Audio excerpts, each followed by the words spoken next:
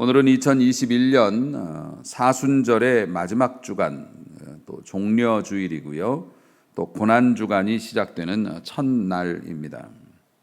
예수님께서 나귀를 타시고 예루살렘으로 올라가십니다. 이것은 예루살렘에서 십자가의 형벌이 기다리고 있는 것을 아시면서 그 대업을 이루기 위해서 그리로 들어가시는 것인데, 사람들이 그 종려나무 가지를 들고 환영을 했다. 종려나무 가지가 승리와 아름다움을 의미한다고 해요. 그 나무 잎사귀가.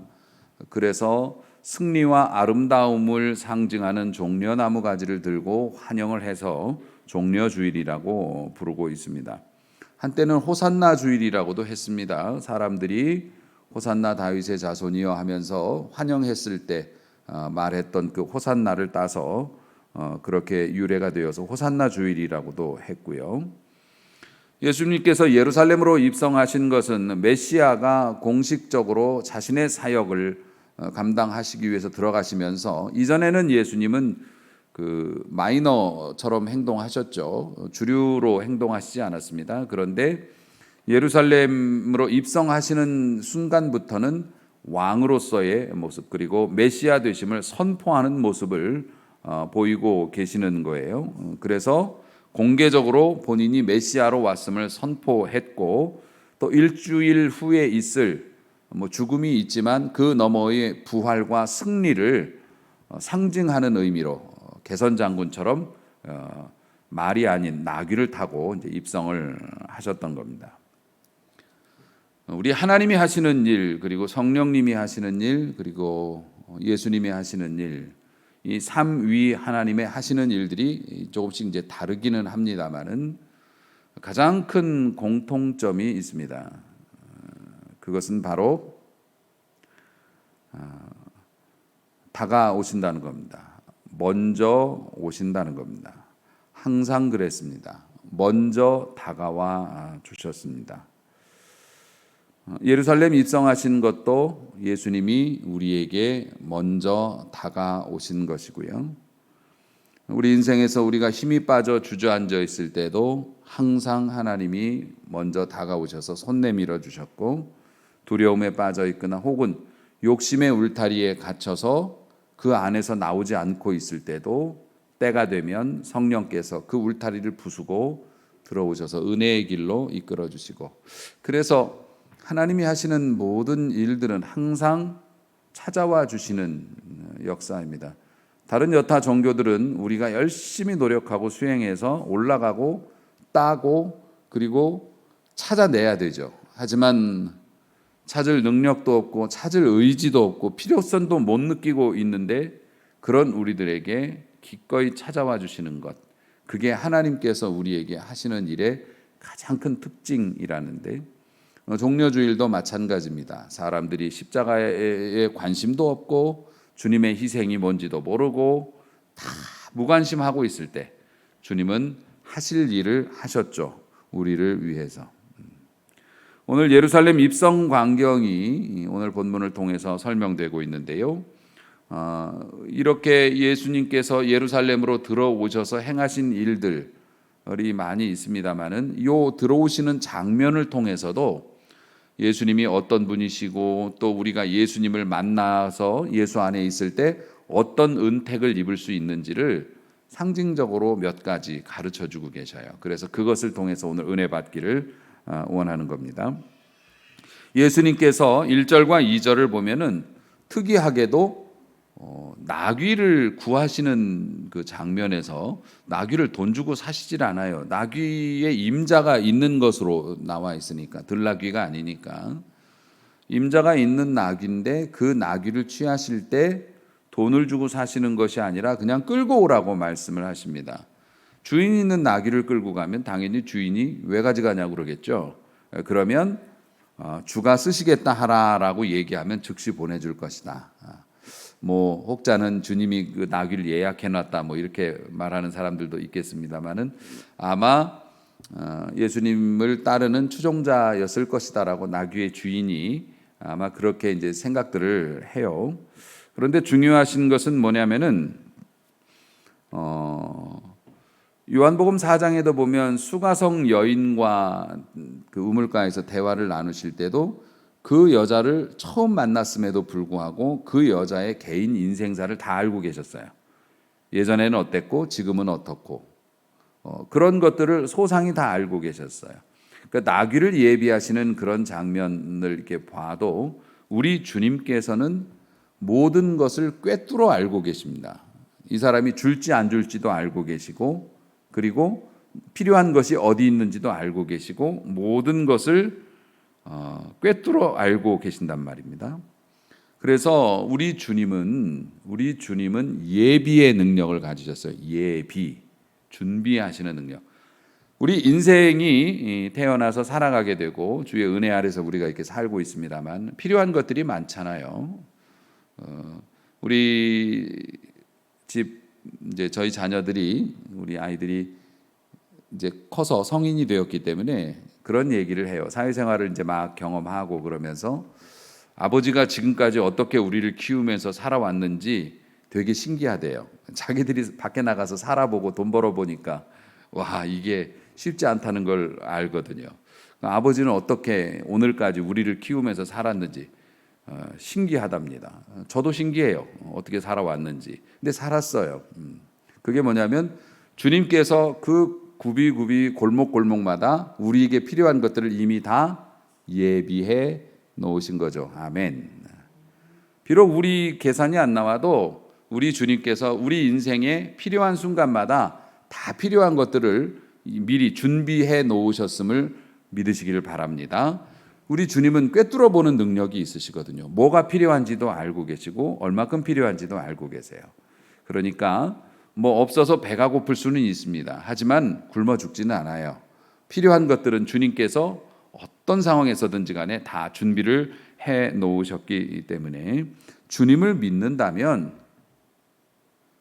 주님을 믿으신다면 주님이 예비해 놓으셨음도 믿으시길 바랍니다. 그래야 우리가 온전한 신앙생활 하는 거니까요.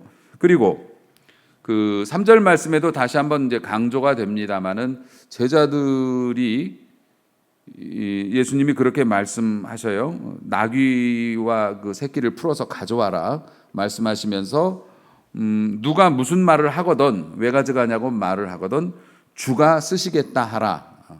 그 주라는 말이 퀴리오스라고 해서 한 번 등장하는 그 단어인데 이게 뭐냐면 소유주라는 뜻이에요. 소유주. 그러니까 이 나귀의 주인이 혹은 네 인생의 주인이 쓰시겠다고 한다라고 얘기하면 내어줄 것이다라고 말씀을 하시는 거예요. 그러니까 예수님 입장에서 보시면은 나귀도 예수님의 것이지만 하나님의 것이죠. 그리고 우리가 뭐 우리의 집을 등기를 해가지고 우리 집이라고 이렇게 주장하고 갖고 있지만 사실 우리 집도 또 그 집을 소유하고 있다고 주장하는 우리 인생도 우리의 육신도 모든 것의 소유권은 사실 하나님께 있는 것 아니겠습니까? 하나님께서 주신 것들 중에 자기들이 금 긋고 선 그어서 뭐 우리 거라고 서로 간에 그러고 살고 있지만 사실 따지고 보면 모든 것의 주인은 하나님이시죠. 나귀는 임자가 있지만 그 임자도 주님의 소유이기 때문에 예수님은 창조자이시고 천지의 주인이 되시고 모든 것의 소유자가 되어 주신다는 겁니다. 그러므로 가지신 분이 주실 수 있는 거죠. 가지신 분이 주실 수 있는 겁니다. 모든 것의 창조자이시기 때문에 모든 것의 소유권이 있으신 우리 주님, 비록 세상의 것들이 다른 사람의 명의로, 인간의 명의로 되어 있다 할지라도 주님이 명하시면 순종하게 되는 줄로 믿으시기 바랍니다.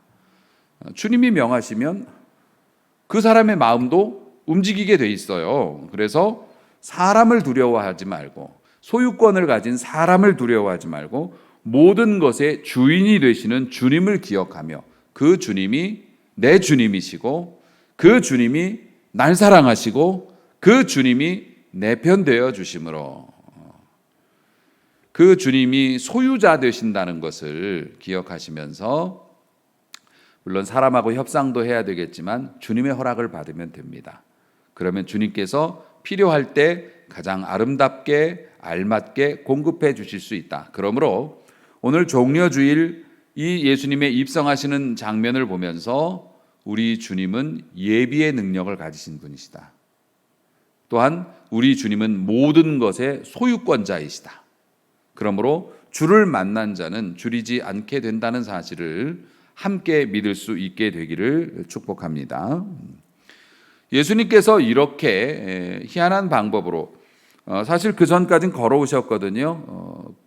예루살렘 입성 직전에 나귀를 타셨는데 약 2km 정도의 구간을 일부러 타신 거예요. 다리가 아파서 타신 것이라기보다는 왜 그렇게 그것도 나귀의 새끼를 예수님이 키도 있으실 텐데 되게 어울리지 않는 모습이잖아요. 뭐 거대한 말 같은 걸 타야지 비율이 맞을 텐데 왜 그랬냐면은 왕이 나귀를 타고 입성하는 일은 없는데 말보다는 나귀를 타신 이유가 그것도 새끼를 타신 이유가 겸손을 보이시기 위해서였고 뿐만 아니라 예언되어진 대로 하나님께서 예수님의 특성을 설명하기 위해서 미리 나귀를 타고 들어갈 것을 예정하시고 구약성경 선지자들을 통해서 그 모양을 예언하셨거든요. 그래서 그 예언을 이루시기 위해서 하나님께서 선지자들을 통하여 하신 말씀이 예언이에요. 그러니까 미래의 일을 쪽집게처럼 알아맞히는 노스트라다무스 같은 사람만 예언하는 게 아니라 우리가 하나님의 일을, 하나님의 말씀을 증거하면 그게 예언인 거예요. 그 하나님의 말씀을 이루게 하시기 위해서 나귀를 그렇게 타셨다는 겁니다. 그러므로 사실 그 예수님의 생애라는 것이 하나님의 말씀을 이루는 삶이셨어요. 하나님의 말씀을 이루는 생애를 사셨다는 겁니다. 나심부터 죽으심까지 구약에 예언되어진 그 말씀을 이루는 삶을 예수님이 살아가셨고, 그렇다면 우리가 예수 안에 있고 우리가 예수님의 자녀로 우리가 스스로를 인정한다면 하나님의 그 말씀을 이루신 예수의 능력을 통해서 우리 안에서도 이루어질 수 있음을 믿어야 한다는 거죠.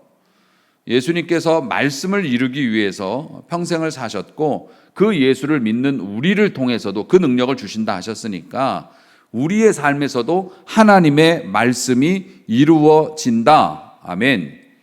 종려주의를 맞이해서 여러분이 기억하셔야 돼요.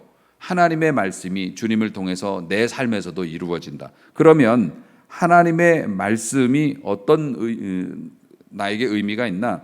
하나님의 말씀은 두 가지로 보통 나뉘어지는데 하나는 우리 인간들과 관계되어진 것들, 하나는 불순종하는 자에게는 저주와 멸망의 말씀들이 예비되어져 있어요. 또 주를 따르고 순종하는 자들에게는 천지에 둘도 없는 축복을 우리에게 주시겠다고 그렇게 말씀하셨어요. 독생자의 피로 구원시켜 주심은 물론이고 그 피를 따라 사는 자들에게 필요한 것들을 공급하시고 불가능한 상황에서도 승리할 수 있는 역사를 이루시겠다고 하나님께서 얼마나 많은 말씀을 우리에게 주신 겁니까? 그 말씀이 어떻게 된다고요? 예수를 만난 자, 예수 안에 있는 자들은 그 말씀을 이루는 삶을 살게 된다. 아멘. 나를 통해서 하나님의 약속이 이루어진다. 그것을 우리가 믿어야 한다는 겁니다. 여러분, 하나님의 축복의 말씀이 여러분의 삶에서 빈번하게 이루어지는 일이 있기를 주님의 이름으로 축원합니다.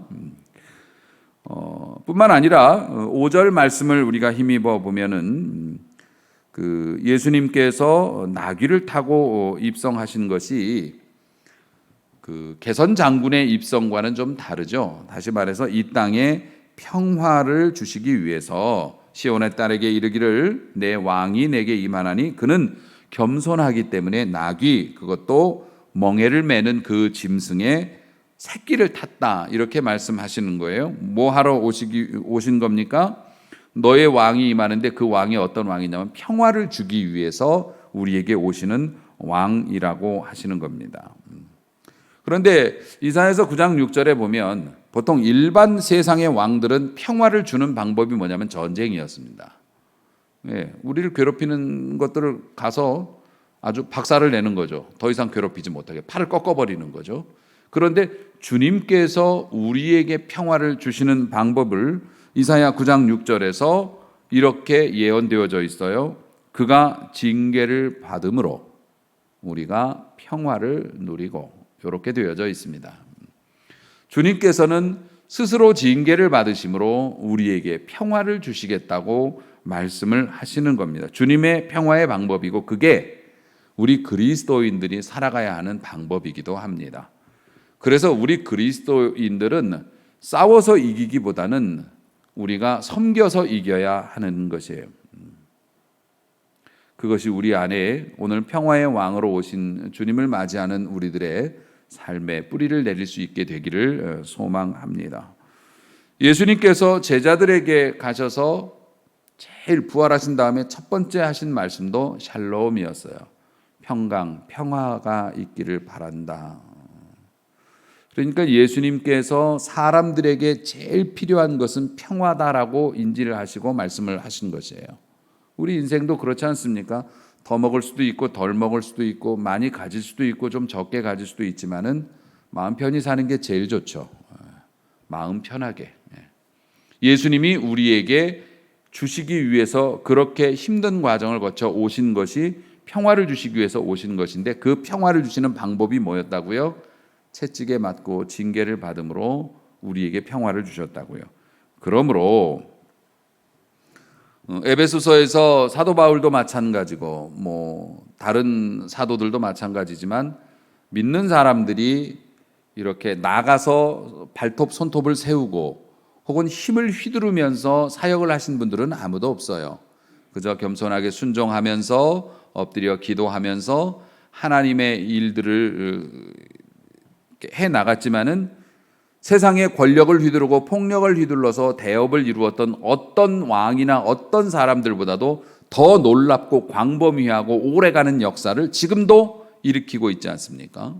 그러므로 우리에게 평화를 주러 오신 평화의 왕, 우리에게 낮은 곳으로 임하셔서 우리에게 그 방법으로 평화를 주신 주님을 여러분이 꼭 만나고 여러분들도 여러분의 삶에서 마음 편해지는 일들을 주님이 주신 화목의 방법으로 희생하고 섬김으로 그 평화를 이루어서 정말 뒤탈이 없는 마음 편한 삶을 주님 때문에 여러분들이 받을 수 있게 되기를 주의 이름으로 축원합니다.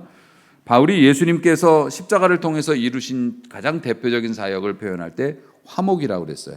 하나님과 원수되었던 우리를 그 십자가로 평화롭게 만드셨다는 거. 화목, 원수를 서로 친아버지하고 자녀로 만들었으니까 화목하게 만드신 일들이었다. 그리고 이방인과 유대인들도 화목하게 만드셨다. 그리고 십자가의 능력이 그렇잖아요. 그러므로 우리가 예수 안에서 살아간다면 평화를 누릴 수 있음을 믿고 또 우리가 평화를 이루는 방법이 예수의 방법으로 그 평화를 이루어야 한다라는 것도 오늘 종려주일 여러분이 기억할 수 있기를 소망합니다.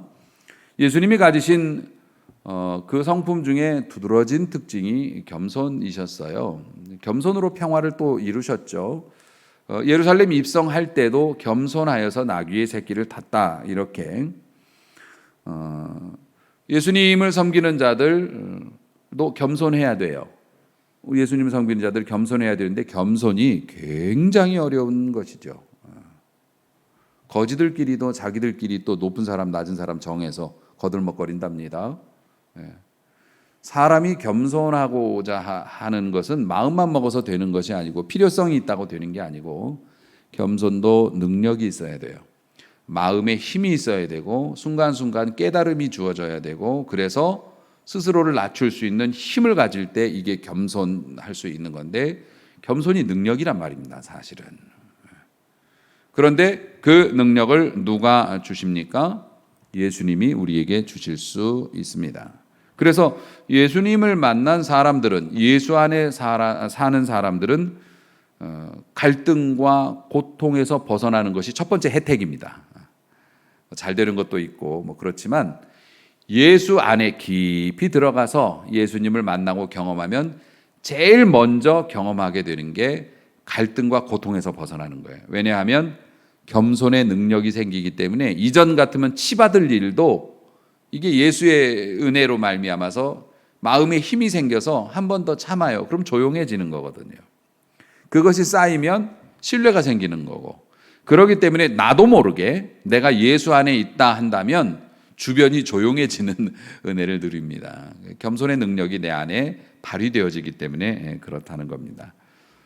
무엇 때문에 굴복하는 게 아니에요. 내가 굴복하는 게 아니라 손해 날까 봐 무서워서 굴복하는 게 아니라 너그러워져요. 우리 주님께서 우리에게 은혜를 주시면. 그러므로 겸손의 왕이신, 평화의 왕이신 주님을 만나는 자들이 받는 혜택은 겸손의 능력을 가짐으로 평화를 이룬다. 우리 모두 깊은 은혜 받고 우리 주님 잘 섬겨서 온유한 자로 살아갈 수 있는 은혜가 있기를 주님의 이름으로 축원합니다. 여러분의 입술에서 고성이 나오거나 또 마음이 막 넘쳐나는 그러한 심정들이 사라질 수 있게 되기를 주의 이름으로 축복합니다. 그 다음에 이제 7절서부터 9절 말씀에 보면 사람들이 난리가 났습니다. 겉옷을 펴서 바닥에 카페트를 만들고요. 그리고 나뭇가지를 베어가지고 막 흔들면서 막 엄청난 퍼레이드 그 장면이 연출이 되어졌어요. 찬송을 받으셨다는 겁니다. 호산나 다윗의 자손이여, 우리를 구원하소서 하는 얘기입니다. 우리를 구하러 오시는군요. 우리를 구해 주십시오. 다윗의 자손, 당신이 우리의 왕이 될 것입니다 하면서 며칠짜리 찬송이었지만 찬송과 영광을 받으셨어요. 사람들이 예수님을 생각할 때 정치적으로 봤던 겁니다. 지금 우리에게 고통을 주는 로마를 물리칠 수 있는, 우리에게 독립을 줄 수 있는 지도자라고 봤던 겁니다. 싸우고 싶은데 너무 겁이 나니까 당신이 우리를 이끌어 준다면 우리가 한번 목숨 걸어보겠소. 지금 그 이야기 하는 겁니다. 사람들이 화가 났던 이유가 예수님이 정치적인 것과 거리가 먼 행보를 보이실 때 사람들의 마음이 싸늘하게 식었는데 그 식었던 이유가 뭐냐면, 아니 내가 목숨 걸겠다는데, 내가 하겠다는데, 내가 희생하겠다는데, 내가 먼저 칼을 뽑겠다는데 왜 당신이 못하게 하십니까? 이거였거든요. 그냥 삼자 입장이 아니었어요. 내가 뭘 하겠다고 하는데 예수님이 내 말을 안 들어준 거예요. 그래서 예수님에 대한 미움이 생겨났던 거죠.